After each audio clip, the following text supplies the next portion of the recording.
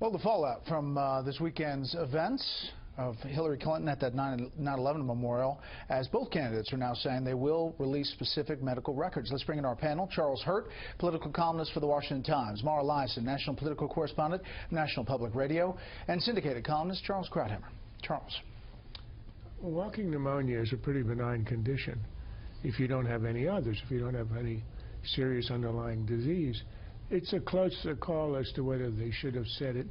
On Friday, she appeared to be able to sort of walk right through it without any obvious side effects. Well, she had them on Sunday. I think this is another case of the cover-up being worse than the crime. If it is what they say it is, this is totally benign. They should have explained it right away. And this, just as everybody can see, it just adds to the impression that these people are simply incapable of telling the truth, the simple truth. And on things where they're not really culpable, they should easily be able to explain it.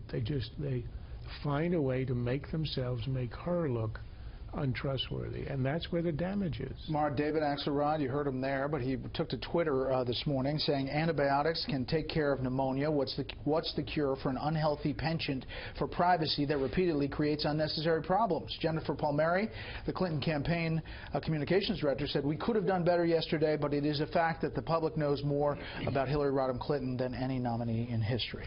Well, there's no doubt the Clinton campaign didn't really appreciate what David Axelrod said. However, he's absolutely right in this case. I agree with Charles.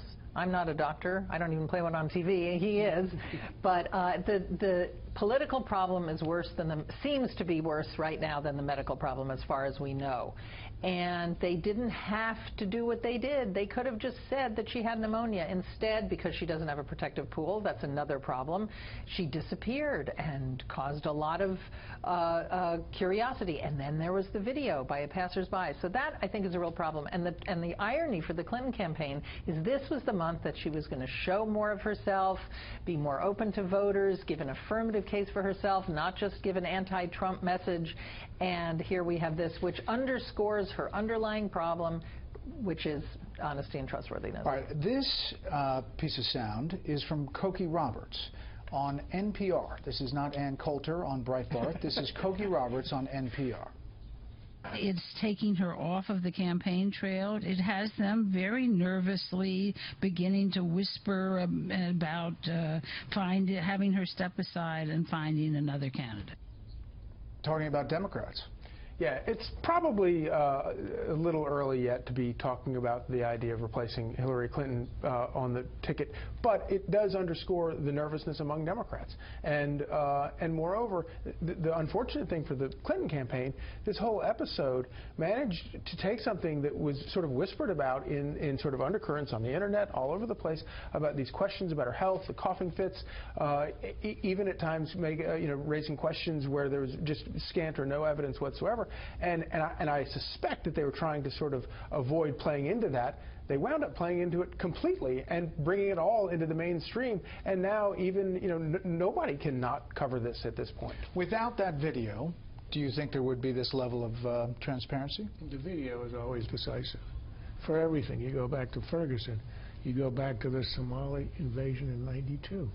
It was because of the video of the ISIS executions. If you take that away, we're in a different world. But seeing her slip, seeing her helpless, can be devastating, and that's why they should have been out there right away.